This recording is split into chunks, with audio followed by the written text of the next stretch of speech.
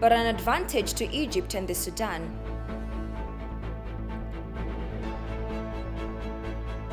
And Angela Merkel pushes for tighter coronavirus restrictions in Germany.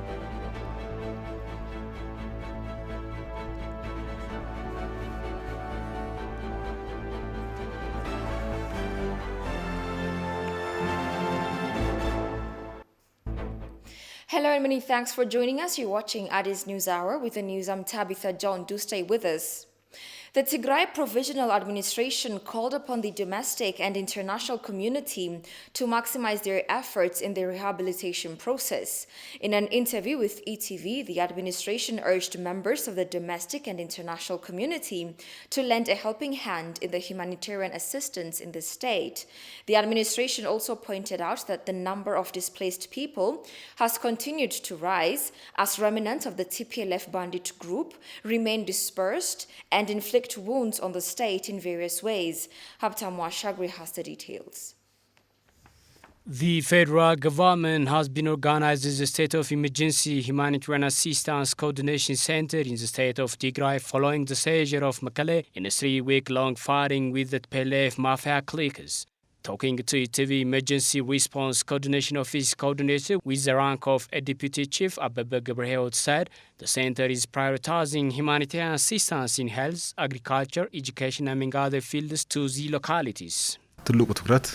Due to resource limitations, our target is mobilizing all our resources to affected areas in the state of Tigray. The Emergency Coordination Center is also prioritizing the most severely drought-exposed areas by allocating resources. According to Abebe, only few international institutions are operating in Tigray despite repeated calls by the government and unfettered access to humanitarian assistance. Only few foreign institutions are working closely with us. Even these are much fewer than our expectations. The help being rendered remains ineffective. These institutions have voiced various concerns. We are trying to identify problems and rectify them.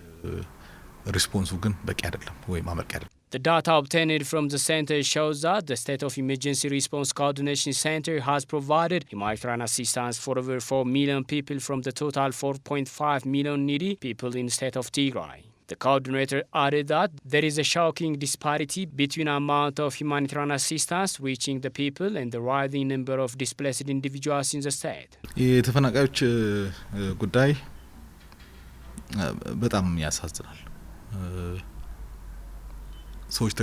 The concern being raised by displaced individuals are heart-wrenching. Individuals are still waiting for assistance without shelter. The problem has now reached an alarming magnitude. Although the problem will be rectified, the TPLF is wreaking havoc and forcing people to leave their homes in search of safety. We will be opening our branch office to provide humanitarian assistance for internally displaced people.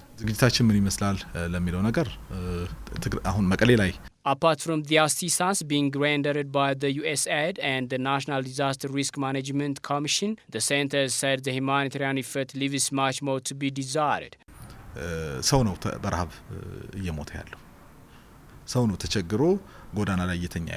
It is necessary to recognize this humanitarian crisis. The people are dying due to famine. People sleep on the streets due to lack of shelters. As we speak, the conflict is costing the state dearly. Humanitarian assistance thus remains a topmost priority. The administration also complained of inadequate revenues in the aggravated situation. It thus called upon all stakeholders to redouble their efforts to alleviate the problem. Finance Minister Ahmed Shide has unveiled government's plan for more jobs to reduce poverty and improve the livelihoods of the poor and vulnerable households. The program targets 8 million people. In his opening remarks during the launching of the 5th Productive Safety Net Program, PSNP, the Finance Minister affirmed Ethiopia's commitment to continue working to ensure that the recent gains in poverty reduction are supported with expanded job creation. This This, he said, will be achieved as Ethiopia makes use of its investments in sectors such as infrastructure and education and transitions into a private sector-led growth. An EU delegation, who is the current chair of PSNP Donors Group, represented by Sabrina Bazzanella, head of Social Protection and Migration Section, congratulated the federal ministries for designing a more robust program based on lessons from previous phases. She said the program will play an important role as it contributes to multiple development programs in Ethiopia, and it is anticipated to operate more efficiently under the coordination of the Ministry of Agriculture.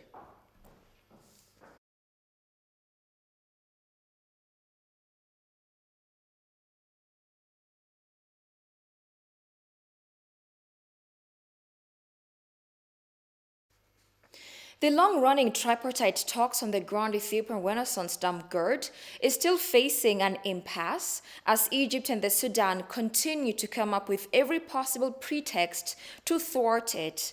Egypt, which gets more than 90% of its scarce fresh water from the Nile, says the dam could devastate its economy. This remains unfounded. At the same time, the Sudan said it was concerned that the dam could overwhelm its nearby Rosiris Dam if an agreement is not reached that would allow the countries to share data.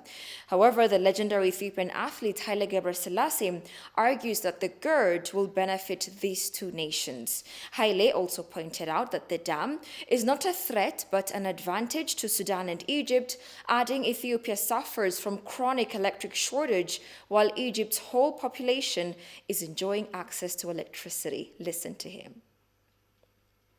Ethiopia, 60% of the population, around 66 million of the people, lacks electricity. People of Ethiopia who lives in the countryside, even the people who lives in the city, there is no clean water.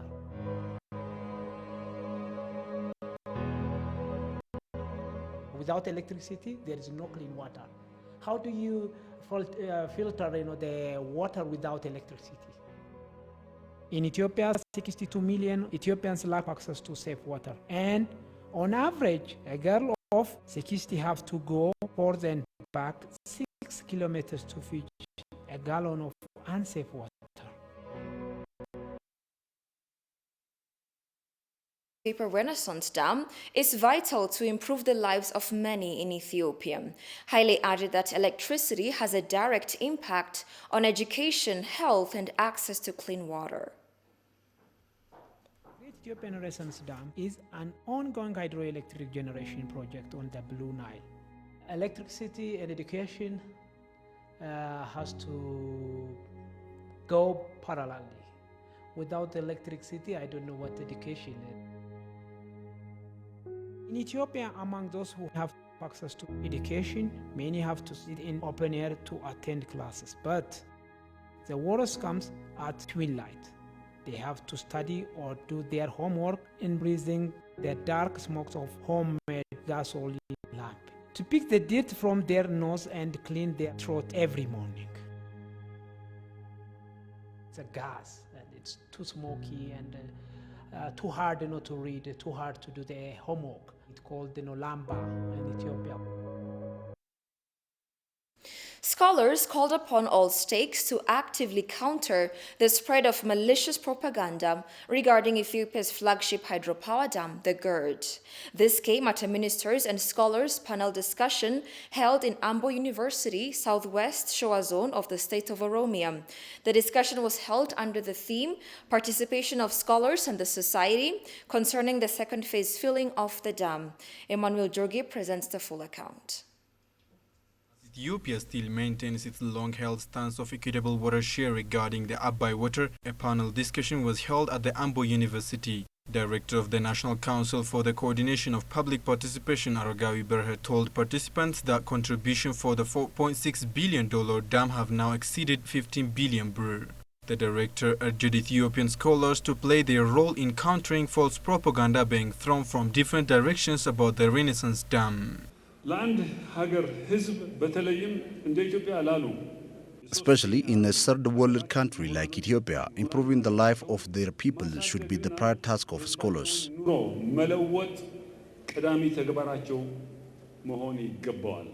Deputy Minister of Science and Higher Education Professor Afor Kasu noted that they are working with a strategic program to enhance the participation of scholars in the community.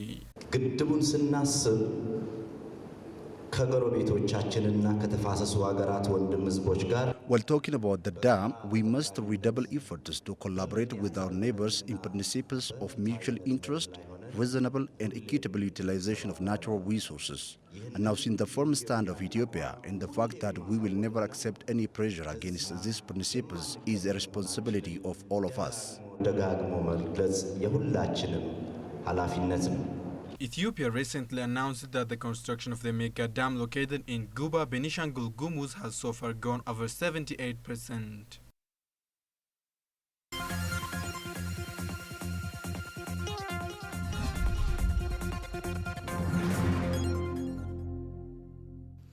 The Ministry of Innovation and Technology has announced a plan to digitally showcase 3,000 extraordinary tourism photos with a view to promote tourist destinations in the country.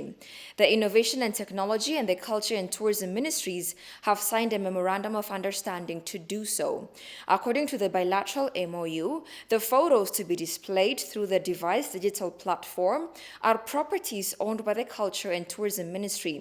The new digital platform is also said crucial to help tourism photographers sell their pictures through online mechanism and enable tourists to order photos online at their disposal as well.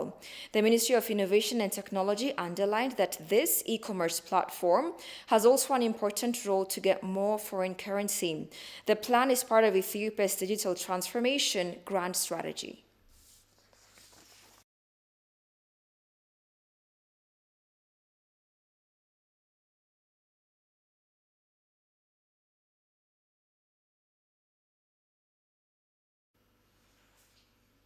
The Ethiopian Artificial Intelligence Center signed a memorandum of understanding with the Ethiopian Broadcasting Corporation aiming to make Amharic, Afan Oromo, Tigrinya, and Somali languages available to the international community.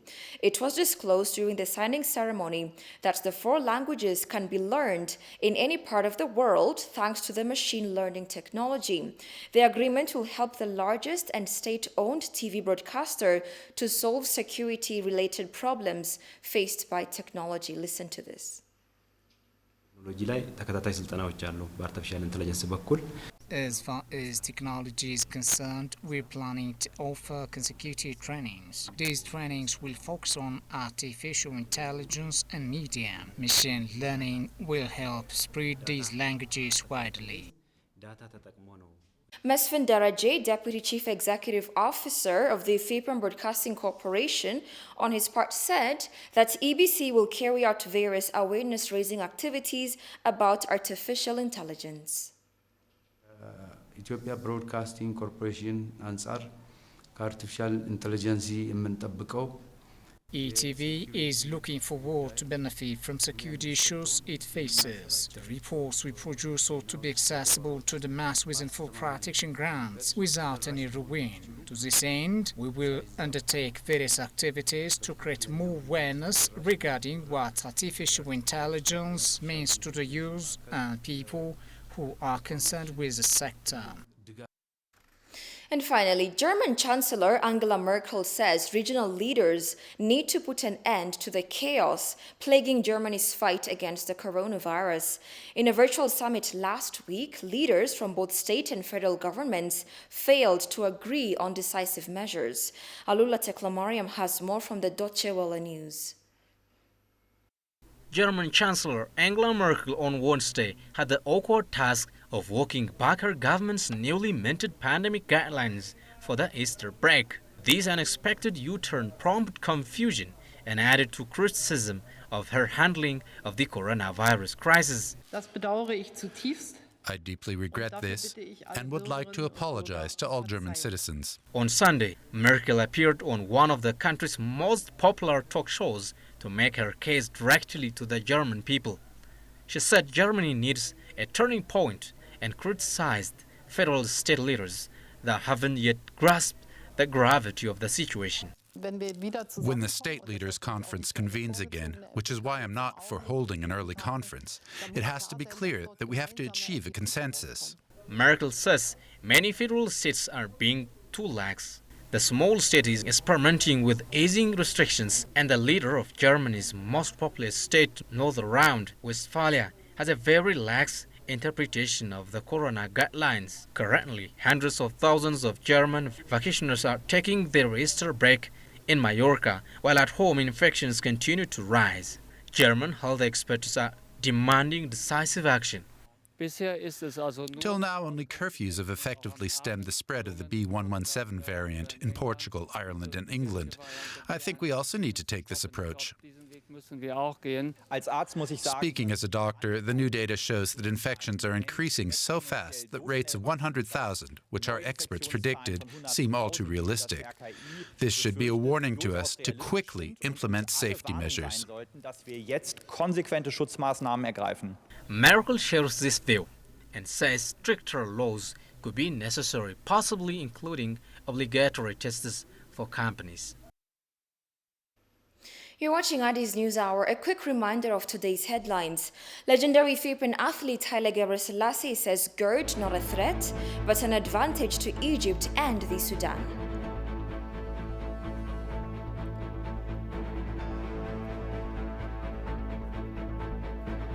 And Angela Merkel pushes for tighter coronavirus restrictions in Germany.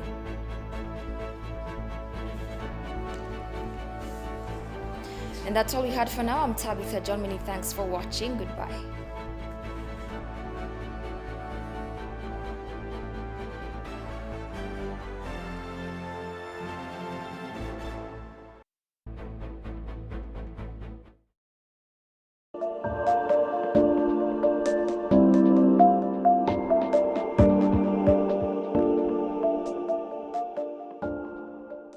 Apart from Ethiopia, there are various pro-Ethiopian American groups, and